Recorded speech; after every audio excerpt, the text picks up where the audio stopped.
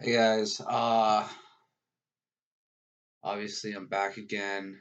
Um, just kind of wanted to follow up on some of the things I've been thinking about and, maybe try and share a little bit about what I'm experiencing so maybe it could help out all of you. That's kind of what these videos are for. I kind of want to make a community not just based around me but kind of about experiences and thoughts that, you know, are kind of, you know, general things and kind of make it seem that it's okay if you're going through these things because, um, you know, a lot of times people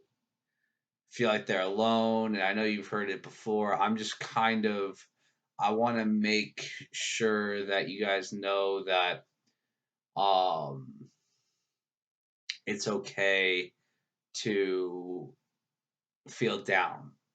And, you know, kind of some of the reasons why I have or why I feel down sometimes is because, you know, death scares me. Death really does scare me. When I was on LSD, um, it felt like I was dying. Like my mind was just completely unraveling and everything was coming to an end. And I think that I was meant to kind of have this awakening and second chance to kind of realize um that you know some things just don't make sense in the moment, but with time, everything has reason and purpose. Um, if you feel like you're stuck in the same place, you kind of have to reevaluate why and what you're doing and realize that maybe what you're doing isn't necessarily helping your cause. And if you're saying this is how I feel sometimes, like, well, I feel like I can't do these things and it's not like I'm choosing to do these things, it's like I can't not do this. And I think that's where a lot of depression and anxiety stem around this idea of I can't do this because, well, I don't know. Like I just, there's like this void in the mind right now where it's like, well, I don't know, you know, why I do this or why I don't do that. And one way that I talked about in my previous video to kind of halt that or slow that down is to stop comparing and judging yourself and other people. Like, comparing yourself to other people and maybe putting some judgment on yourself. Um, if you're having trouble with that first step, my advice would be to reach out to someone. Maybe it's a family member, maybe it's not. It depends. All depends on who you are and what your morals and values and beliefs are. But like your core values, you know, should lead you to someone where you can just be like, hey, like this is what's going on inside my mind. And if your intuition is right, they will have a conversation with you. That's all you need. That's all you need. You don't need, because if you hear people say all the time, well, just go talk to someone, and then you're like, well, they don't spit anything back that's of any worth to me because I feel like I can't do it anyway. No, what you need to do is you need to learn from that conversation. You need to learn from the smaller things. Like you have this generalized big picture, which is kind of what drugs and alcohol do, by the way, is it condenses all of your little things in your mind and your big things and it kind of mixes them up in a scramble so you don't know what's what. So my advice would be to if you feel like you can't stop drugs or alcohol in this very moment or in the moment that you're struggling, you need to talk to someone. And eventually, I would advise you to, obviously, I'm not trying to tell you what to do. I'm just saying, you know, life can be enjoyable without drugs or alcohol. And trust me, like I had I had my time with drugs and alcohol, and honestly, I'm not gonna lie, it was fun. But it was fun in the short term. It wasn't fun for the times I was in the hospital or when I was going through therapy or when my I didn't feel like I had any friends or and I didn't graduate college and it's you know, like it's it may feel like your world is ending, but trust me, it's just all you have to do is kind of find your light at the end of the tunnel, and it could be um a small journey, or if you're up to the challenge, a longer journey. But with drugs and alcohol, it makes these like gaps of like these voids in our mind where we can't be true to ourselves and decipher what's right and wrong. We can only do one or the other. So if you're putting too many eggs or if you're putting if you're not balancing it, like if you're not saying, oh well, like this is who I am, but that may this may be wrong. Like if you're not kind of questioning and balancing, and you're just kind of going with the flow all the time, then you're not learning. You're not. You're just kind of accepting whatever comes. That's not what life's about, especially um now in this time we kind of have to step back and be almost kind of students of our mind and body. And I'll be honest, I've kind of leaped into this journey of like internal um salvation, and like I kind of didn't balance it. I didn't take any I didn't learn much. I just kind of like I said accepted and went with the flow. And now that I've taken a step back, there's so much more room for growth and potential to you know learn and possibly teach others. And that's kind of why I'm making these videos. I'm not saying I'm trying to teach you, and I say like I'm above you, and nothing of the sort. Because I don't I don't think of myself like that. But I have been told by others that my story is unique, and I I have a way with people, so I've been told, that is inviting and warm. Now, they usually use those two words. So, what I'm trying to do is kind of put this comfort feeling that I have with the people I interact with in in the real world and kind of put it in this virtual world so that you guys can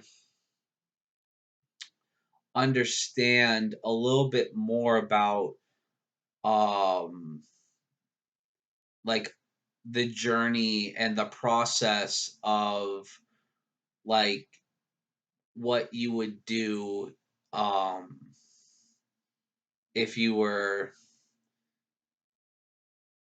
struggling or fighting addiction or all this stuff. And because I've been through it all. I've been through it all. It's almost been a decade since my falling out. And I'm still learning. Like and I can see the paths ahead of me that are just opening so many doors to new things. And it's it's all about how you perceive it. So being sober, perception and perspective are huge things that you need to take into account when you're, you know, making decisions and, trying to get yourself motivated and all that stuff, because especially when you are a past drug user and you became sober, you don't take these things for granted anymore. You are like, I need to take advantage when I can take advantage, and also be in the good graces of the higher powers at play. Um, I believe that maybe finding a higher power too, whether it be God or anything like that, like it's hard for me to kind of like give myself up to higher power, but what I do is I kind of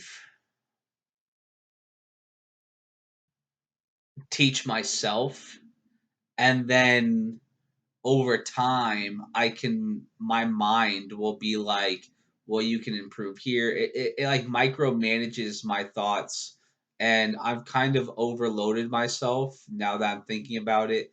I've overloaded myself on thought, and rather than emotion, like what's it going to be like on the other side, and how can I prepare myself to make the transition into the next life be a good one or a healthy one? Or how can I find new doors in my mind to open my mind up to new, you know, ways and new perspectives? And it almost like it doesn't really change your perception. It changes, I guess it changes the way that you understand and think and feel about certain things.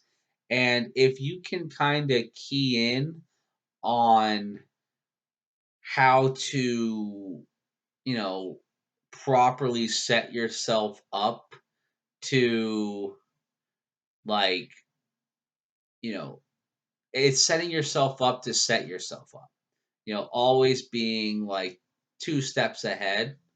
If you can successfully do that, um, or have any interest in doing that, um, you won't need drugs or alcohol, or you won't.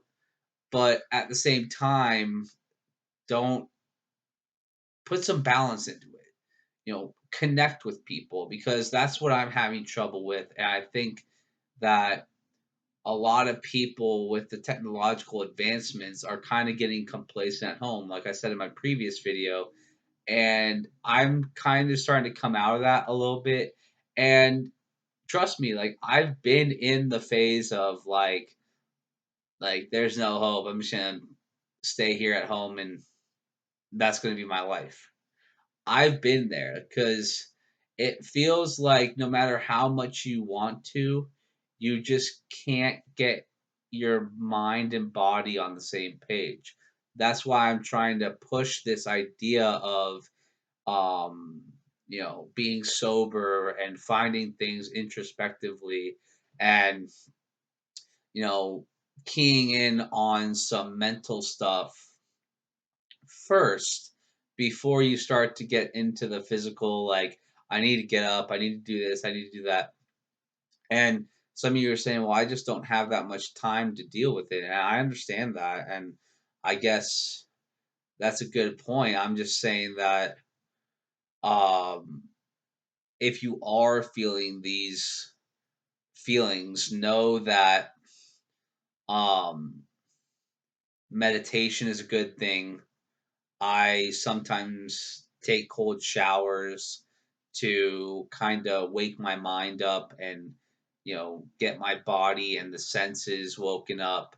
Um, and even just talking to a friend or family member and, you know, or a therapist and just like be real and be sincere. And, if you're having trouble with connecting kind of on a wavelength or on a connect I don't know what to say, but get that find a way to connect with yourself before you start to try and connect with others, because as soon as you put yourself on the back burner, that's when the stuff will pile up, that and then you'll start to get into that depressed phase where it's like, where some of us have experienced, like, I can't do this or I can't do that. Like, it's because you're not understanding what, you know, your mind is trying to tell you. There are so many ways to find peace and happiness just within yourself. There's infinite ways to do it. And if you can just use that bank of ways to just find one or two or however many you need to feel okay, then I promise you doors will start to open up. And once those doors open up, it it feels great. It feels really good to know that there is a way to kind of get over the bad things. And I implore you to search for those things. Thanks, guys.